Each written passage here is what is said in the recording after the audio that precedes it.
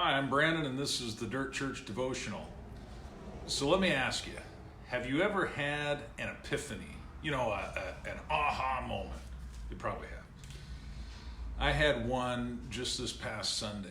We were during worship at church and singing a song and talking about, in fact, it was a song, "When I Wake Up in the Land of Glory, with the saints I will tell my story." And I'm standing there worshiping and I'm praying, and I had this epiphany, this aha moment, and I realized that your story and my story are just as important as any story in the Bible, with the possible exception of Jesus' story. But think about this. Your story, your faith story as a believer, is just as important to the world around you, and maybe even more so than the story of Moses or the story of Abraham or the story of Noah, or even jump into the New Testament and the story of Peter or Paul or any of the 12 disciples. Your story is important, and it's important for you to understand that. It's important for you to grab hold of this, or else you might sit around your entire Christian life with your head hung down thinking you got nothing to offer. All right, listen to this. This is out of Hebrews 12. And this is what it says in verse 1. "Therefore, since we are surrounded by such a great cloud of witnesses, let us throw off everything that hinders and the sin that so easily entangles, and let us run with perseverance the race marked out for us."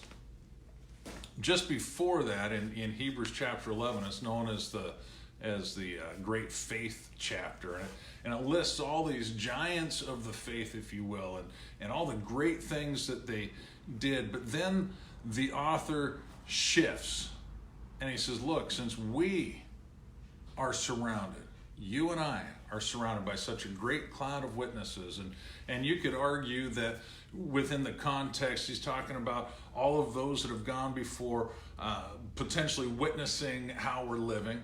Or you could say, and I think rightfully so, the witnesses that we're surrounded by, our co-workers and our family members and friends and enemies and frenemies and neighbors and whatnot. They're witnessing your life and the way that you handle things and the way that you deal with stuff. So bear with me. Think about this.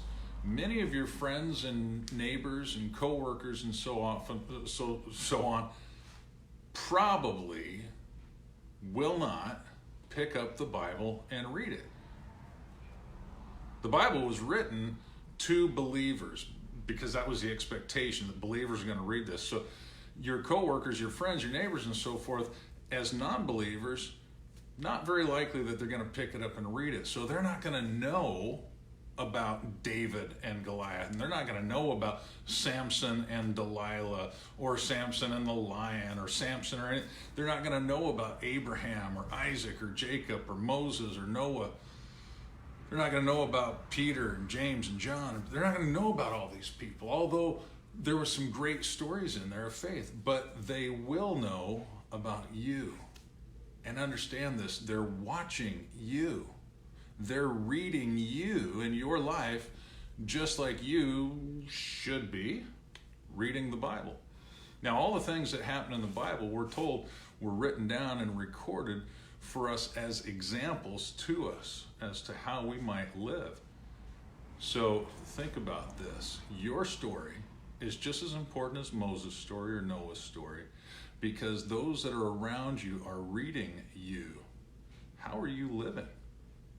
Are you living in such a way that it's going to encourage faith in them, that they're going to want what you've got? Or are you living in such a way that they're going to go, yeah, if that's what Christianity is, I don't want anything to do with it? Oh, that it would be the former and not the latter. Now think about this. I know we all fail oftentimes, and we make mistakes and we goof up. Don't get so down on yourself. Stand back up, dust yourself off, ask the Lord to forgive you, and move on. Don't let a failure here or there, a doubt here or there, keep you from the prize. All right? That's another thing that's beautiful about all those stories in the Bible. You can't find a single person outside of Jesus that did not fail in their faith at one time or another, or some of those guys multiple times. But what they do? They got back up and they moved on. So remember, your story is just as important as their story, and in some ways more so, because those around you are reading you. Are they seeing Jesus? Are they seeing a reason for faith? Chew on that. Have a great day. We'll talk to you next time. If you like this, share it. If you don't, I'll probably never know. Talk to you later.